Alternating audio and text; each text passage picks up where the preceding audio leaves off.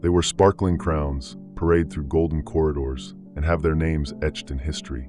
But behind the ceremonial smiles and the jewels that glitter under the spotlights lie generations marked by silent misfortunes. Tragedies that repeat with unsettling frequency, scandals that shake thrones, and royal minds that descend into the abyss of insanity. For many, these are mere coincidences. For others, the echo of a dark secret sealed centuries ago.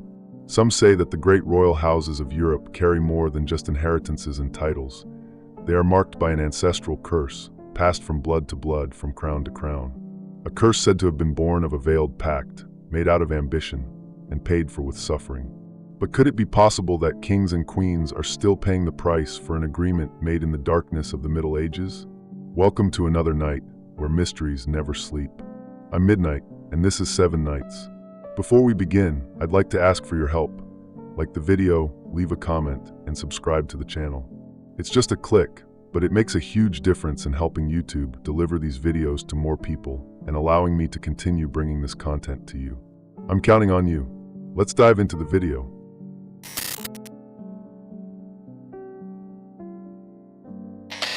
Picture yourself in the heart of medieval Europe, where the line between faith and superstition was thin, almost imperceptible. Amid holy wars, crusades, and heresies, kings and nobles faced a dilemma few dared to admit: the constant fear of losing everything.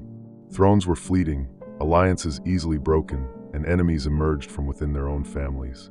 In this unstable scenario, persistent rumors arose about deals made not with gods, but with older, darker, and supposedly more effective entities. Among these rumors, one stands out for its recurrence and the traces it left throughout history. The legend that certain royal families sealed a silent pact with forces that promised them longevity, wealth, and dominion over their kingdoms, in exchange for a price: ongoing suffering across generations. It wasn't a pact of immediate glory, but of permanence. The kings would remain in power, but their houses, their bloodlines, would be marked by a tribute of pain, a curse disguised as a blessing. And what's most intriguing is that this story is not recorded in common history books, but rather in apocryphal documents, forgotten chronicles, and accounts by travelers and monks who wrote down what they could not say aloud.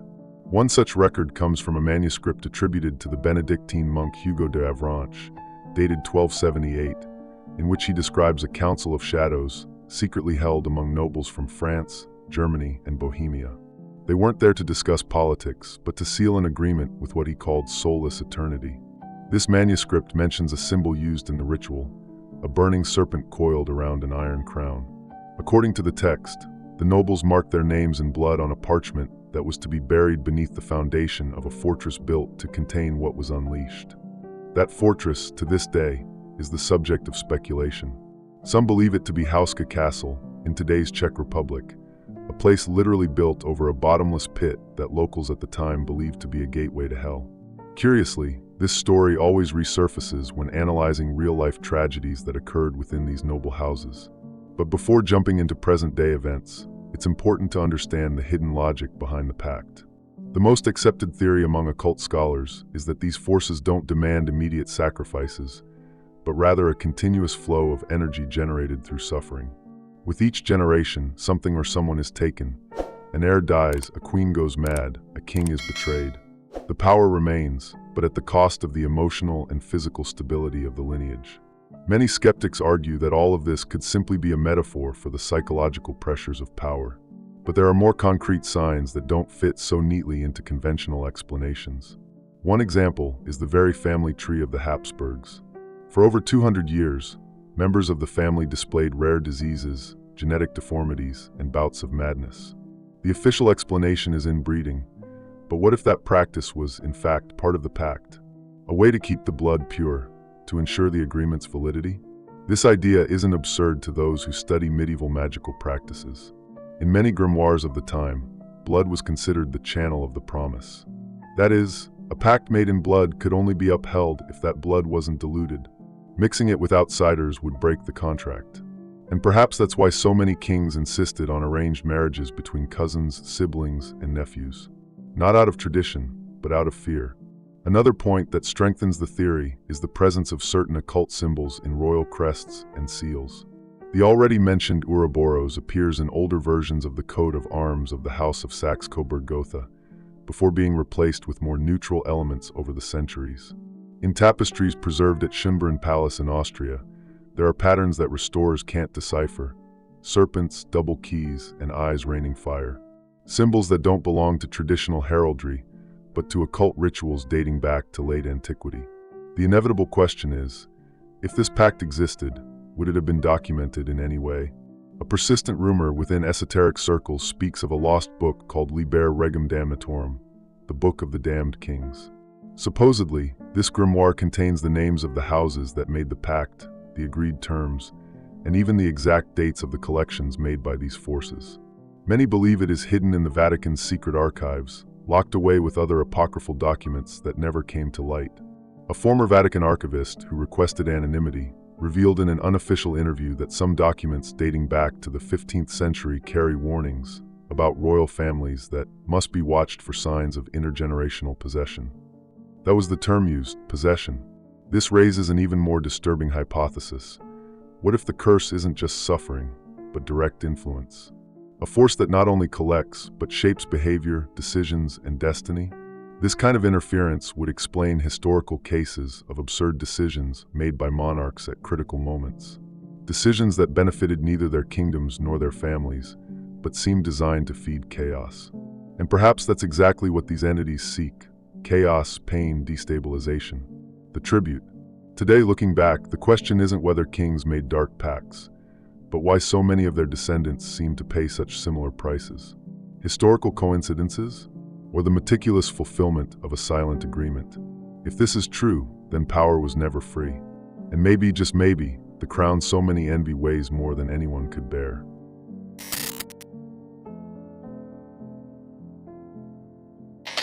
If there is one pattern that seems to follow the great royal houses of Europe, it is the constant presence of tragedy. Fatal accidents, rare diseases, inexplicable suicides. The frequency of these events across generations surpasses what would be acceptable as mere coincidence.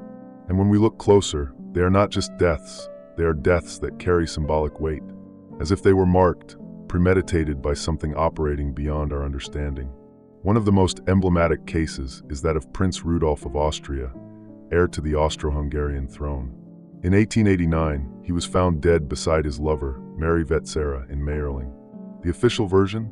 A suicide pact. But the details never quite added up.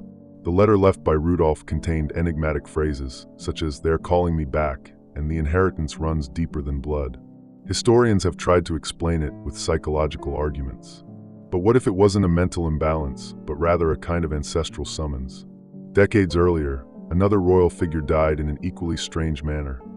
Frederick, Crown Prince of Prussia, a cultured, progressive man considered a beacon of hope for the empire. In a matter of months, his health rapidly deteriorated due to laryngeal cancer, a rare illness for his age and profile. He was prevented from ruling effectively and died at 56. His reign lasted only 99 days. The most disturbing part? Before falling ill, he had announced radical changes that would challenge ancient dynastic traditions. Could he have broken an invisible rule of the pact? Another lineage deeply marked by premature deaths is that of the Romanovs in Russia. The brutal assassination of Tsar Nicholas II, his wife, and children, including the mystical Anastasia, remains shrouded in mystery, even after modern investigations. Many believe it was a natural consequence of the revolution. But one almost always overlooked detail stands out.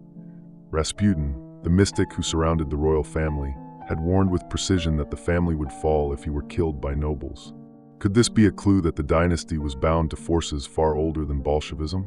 And what about Queen Charlotte of Belgium, who gradually went mad after the collapse of her husband Maximilian's empire in Mexico? She spent the rest of her life confined, speaking to herself and claiming to be pursued by voices and shadows.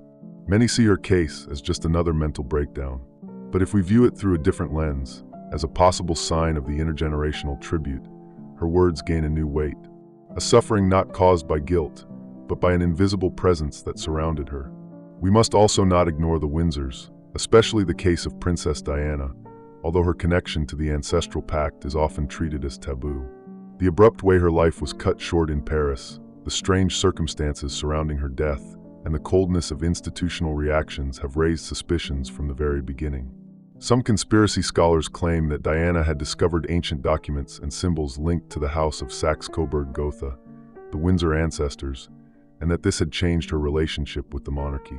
What is most strange is that these deaths don't just follow a physical pattern, but an emotional one. They are almost always preceded by moments of transformation. Heirs who were about to break with tradition, queens who were gaining influence beyond the control of the royal structure, figures who could have broken the cycle. It's as if the pact demanded that the stability of ancient forces be preserved, and any deviation was immediately corrected through death. There are little-known records of kings and queens who vanished without a trace.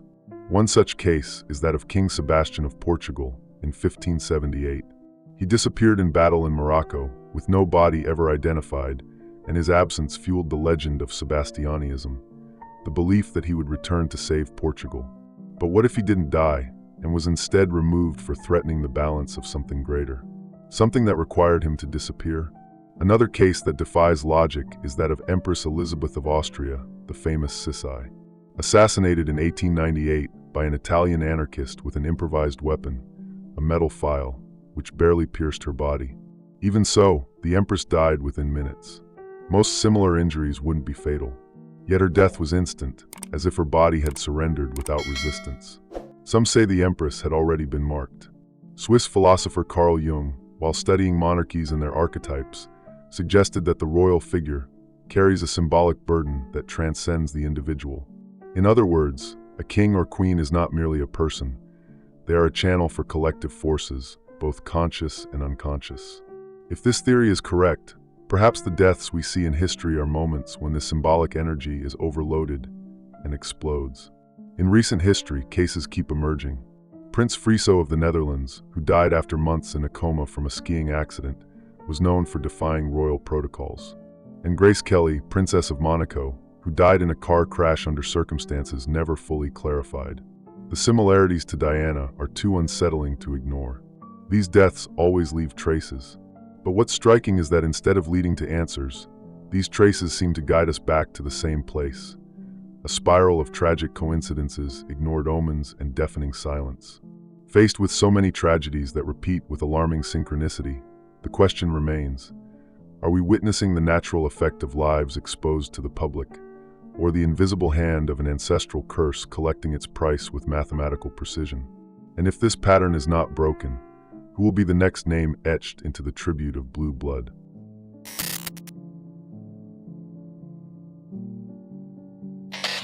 Have you ever stopped to wonder why so many members of royalty, throughout the centuries, ended up descending into madness? And I'm not talking about moments of stress or fleeting emotional breakdowns. I mean intense, prolonged, often terrifying episodes, as if something were eating away at these people from the inside. Something that can't be explained by simple genetics or the pressure of wearing a crown. One of the most striking cases, and one I've investigated deeply, is that of King Ludwig II of Bavaria. You've probably heard of him because of the castles that look like they came straight out of fairy tales. But behind that grand facade was a completely isolated man, consumed by visions, who believed he was speaking with celestial entities.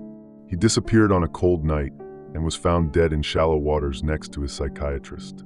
No one saw what happened, and to this day, no one can explain how the two died without clear signs of struggle or escape. And this isn't an isolated case. King Charles VI of France believed he was made of glass. Literally, he had his clothes reinforced and avoided any physical contact, afraid he would shatter. Pure madness? Maybe. But few people know this behavior began after a trip to southern France, where he visited ruins linked to forbidden medieval cults. Coincidence, or contact with something that had been dormant there? There's also the case of Joanna of Castile, Joanna the Mad.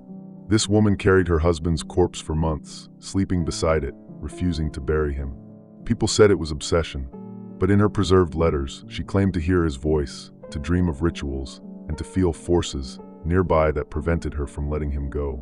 Madness born from grief, or imprisonment by a force far older than herself. Now here's something curious. In almost all of these episodes, the breakdown comes after some break from family tradition or a highly symbolic loss. It's as if there's an invisible line, a limit within these dynasties, and every time someone tries to cross that line, something awakens. Could it be that this so-called madness is actually the manifestation of the curse collecting its price? Have you heard of Queen Mary I of England, known as Bloody Mary? She ordered the execution of hundreds of people, and there were reports that she heard voices at night, that her facial features changed in moments of rage, and that even the servants were afraid to enter her chambers alone. Many treat this as historical exaggeration, but these accounts appear in multiple documents written by witnesses of the time. Were they all lying? And when we look at King George III, things get even stranger. He had prolonged episodes, wrote incoherent texts, and reportedly spoke languages he didn't know. Recently, scholars analyzed some of the scribbles he left behind and found symbols that match scripts from 13th century occultist manuscripts. How would a British king from the 18th century have access to, or knowledge of, those symbols? The most chilling theory is this: the original pact made by these royal houses left not only a blood debt, but a spiritual mark. Something passed down from generation to generation, affecting the mind, and perhaps even the soul. It wouldn't be exactly a disease. It would be a presence, a kind of silent infestation that chooses when to manifest. And this theory gains strength when we look at reports of shared hallucinations. Yes, you heard that right. There are records of kings and queens seeing the same shadowy figure in the halls, hearing the same whispers, having the same nightmares, even without speaking to each other. How do you explain that? A succession of traumas, or a recurring visitor that simply takes different forms through the centuries. There's a document I found, archived in Buckingham, dated 1846. In it, a royal chaplain reports a strange case involving a young prince who spoke unknown languages in his sleep and drew symbols on his bedroom walls, the same ones found in medieval tapestries of cursed bloodlines. The most chilling detail?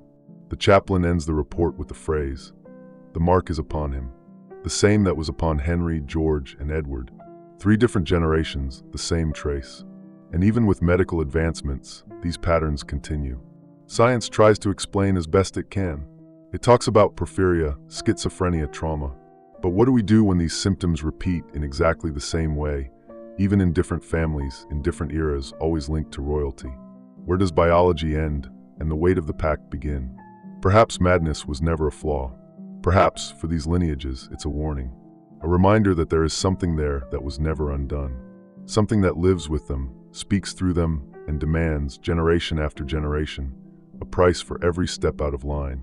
And the question that remains is, if all of this is true, who is really in control when a king goes mad?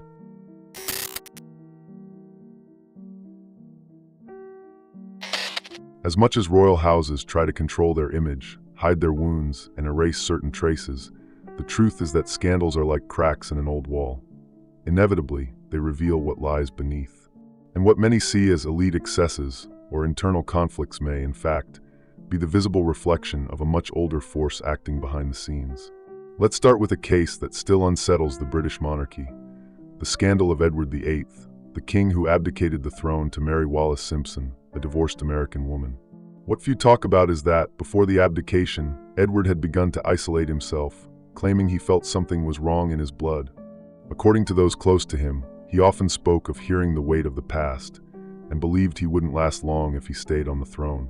Was it just social pressure, or did he know that by breaking tradition, he had activated something he couldn't control? Now think with me. What do sudden abdications, public betrayals, moral collapses, and diplomatic disasters that seem to explode out of nowhere have in common? A pattern. When someone of royal lineage threatens to break the flow of tradition, whether for love, freedom, or even compassion, the structure responds. And it responds with scandal, exposure, humiliation, weakening. It's not just punishment, it's a warning.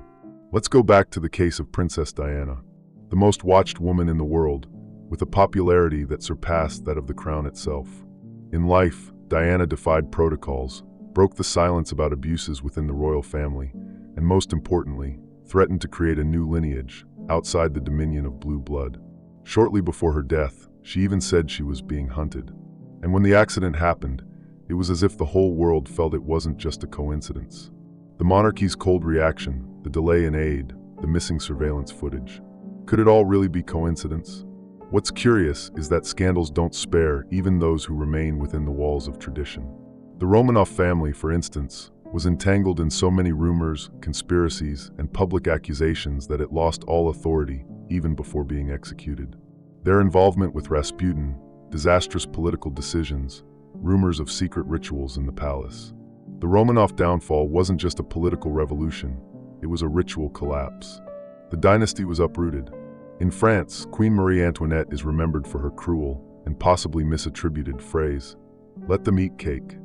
But what few know is that before her execution, she allegedly told one of her maids that she saw shadows every night at the foot of her bed, and that they whispered things in languages she didn't understand. Was this desperation from someone who knew she was about to die, or a sign that something ancient was collecting its due?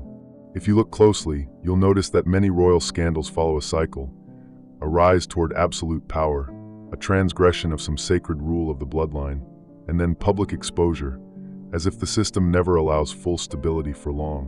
Whenever someone goes too far, something happens to pull them back. Sometimes it's adultery, other times a denunciation, and in extreme cases death. And when the scandals don't affect the protagonists directly, they fall upon their descendants. A kind of inverted inheritance, as if the curse were saying, "You didn't pay now, so your children will." Want an example? The case of Prince Andrew, son of Queen Elizabeth II, involved in serious sexual scandals and connections to figures tied to international crimes, and a royal response that seems more concerned with preserving the institution than seeking justice. Do you really think that's just a moral failing? Or does it feel more like a repetition of a dark pattern? The very construction of scandals seems to follow a script. First, a whispered suspicion. Then, mysteriously leaked evidence. Finally, the public storm. And the strangest part is that these revelations almost always come from internal sources. Advisors, former employees, people from within the house. As if there were a force manifesting from the inside out, creating cracks in the crown's foundation. As if the curse needed to be seen in order to stay alive. And the public, as scandalized as it may be, rarely sees the common thread behind it all. Because it's easier to believe that kings and queens are just flawed humans than to admit that there's something inherited, something that transcends morality and operates in the shadows of power, something that has never stopped collecting its price. In the end, these scandals are not just moments of public disgrace. They are signs, open scars of a pact that was never undone. The curse reveals itself in public because it needs to be seen. Because from time to time, the world must be reminded that behind the crowns and castles, an ancient tribute is still being fulfilled. And if the next downfalls are already being prepared in silence, who will be the next royal name to fall with a crash?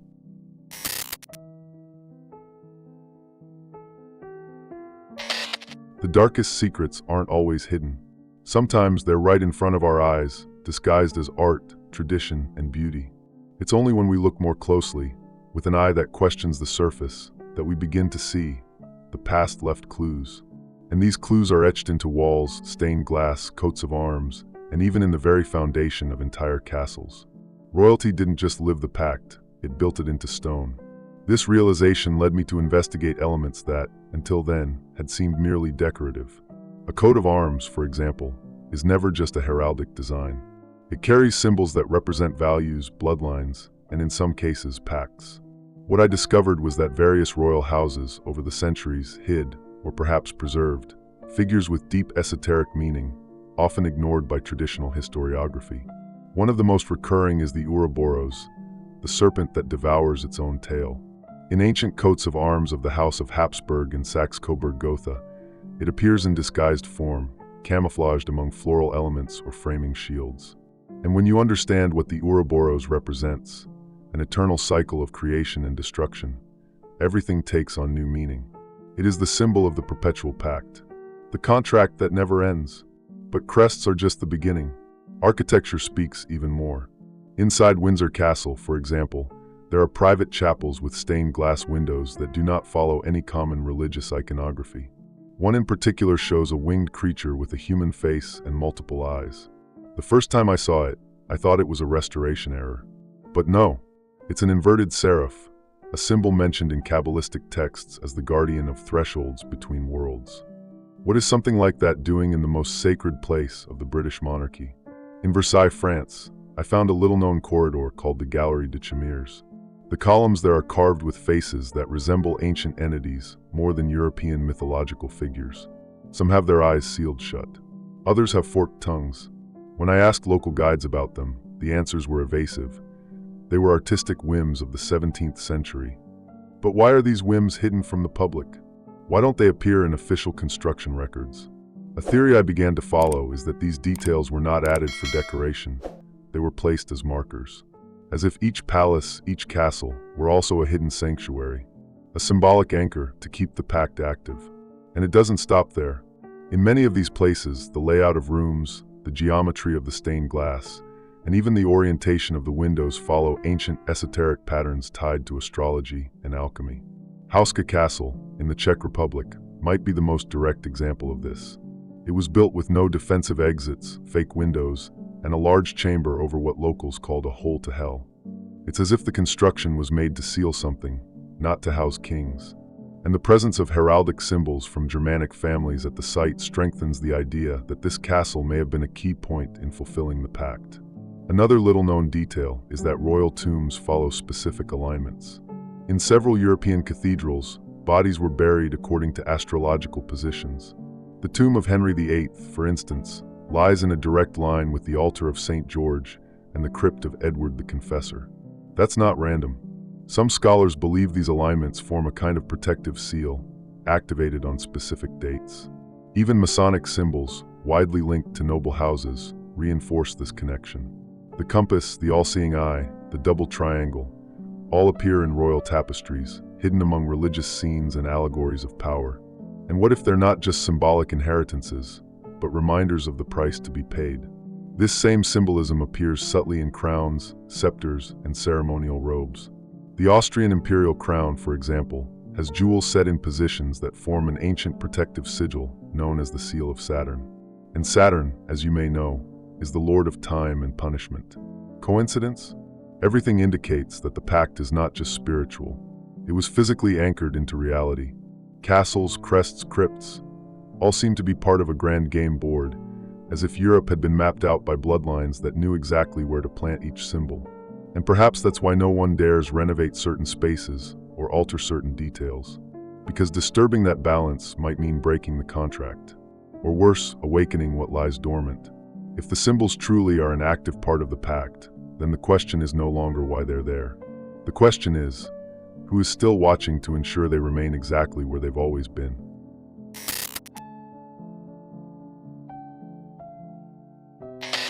Throughout this investigation, one question kept coming back. What about today? If this pact was truly made, if it has crossed the centuries as it appears to have, is it still active? And more importantly, are modern royal families still paying this blood price? Looking at recent events, it's hard not to notice that the pattern continues. Tragedies, internal rifts, figures attempting to distance themselves from tradition, and then facing strange, sudden, and often public consequences. It's as if the curse has adapted to modern times, less visible, but no less relentless. The British monarchy, for example, remains at the center of phenomena that attract far too much attention to be mere coincidence. The death of Princess Diana was the most powerful rupture of the contemporary era. But what few discuss is how deeply it shook the internal balance of the family. Since then, it seems an unsettling energy has lingered in the halls of Buckingham. Then came the conflicts with Harry and Meghan, the resignation, the distancing from the crown, and soon after accusations, family disputes, and a loss of prestige that spread like contamination. Many claim this is just the consequence of an outdated institution. But is it really? Or is the very act of breaking from the pact, of trying to escape the cycle, what triggers the storm? And what of Queen Elizabeth II, who reigned for so long, spanning eras, wars, and scandals, yet always surrounded by an impenetrable aura of solemnity? Some say she knew, that she was the silent guardian of the pact's balance. Not out of belief, but duty. Her calculated gestures, her coldness in times of crisis, her almost inhuman composure, may have been strategies to avoid awakening what sleeps beneath the throne. With her death, that balance seems to have fractured. Since then, the atmosphere within the monarchy has grown tenser, more unstable. King Charles III, as discreet as he may be, begins his reign surrounded by doubt, internal disputes, and a wary public. Is he prepared to carry the invisible weight of that inheritance? And here comes the most disturbing detail, the time of collection. Remember the theory of the 7-generation cycle? According to occultists who study intergenerational pacts, the blood price tends to renew every 7 full lineages. This coincides, curiously, with the current generation of the British monarchy, which, according to this logic, means we are in the time of the new reckoning. And it's not just the British. In other European monarchies, Sweden, Norway, and the Netherlands, there are reports of internal crises, unexpected resignations, and heirs rejecting traditional roles. In Monaco, the public image of the Grimaldi family is constantly shaken by rumors, scandals, and family problems that seem to repeat the same pattern: rise, rupture, punishment. If this pact is real, even if only as a symbolic link between past and present, then it does not break over time. It transforms. It learns to survive behind the scenes of politics, media, and tradition, and it endures through silence, through implicit acceptance. And perhaps that's why the new generations of royalty seem increasingly disconnected, restless, displaced, as if an invisible force still demanded something of them that they can no longer name. But the blood knows, and the blood never forgets. If there truly is a curse upon blue bloods, it no longer shows itself through wars or public executions. It acts through depression, loneliness, personal disasters, and a weight no one outside that circle seems to understand. What we've seen so far is not merely a sequence of tragic events, unstable figures, or forgotten symbols etched into ancient walls. It's a pattern, a thread that connects generations, spans centuries, and manifests not through great explosions, but through silent cracks. Mysterious deaths, unexplainable breakdowns, scandals that seem inevitable. All of it could be part of an ancient agreement, sealed with ambition, and paid for in suffering. A pact that may never have been broken. Or worse, one that continues to be renewed, generation after generation, behind golden gates and carefully rehearsed smiles. This story is just one piece, and one day, you might see the whole puzzle. If this made you think, subscribe and like the video. It helps the channel grow. Don't forget to share it. After all, more voices mean more discoveries.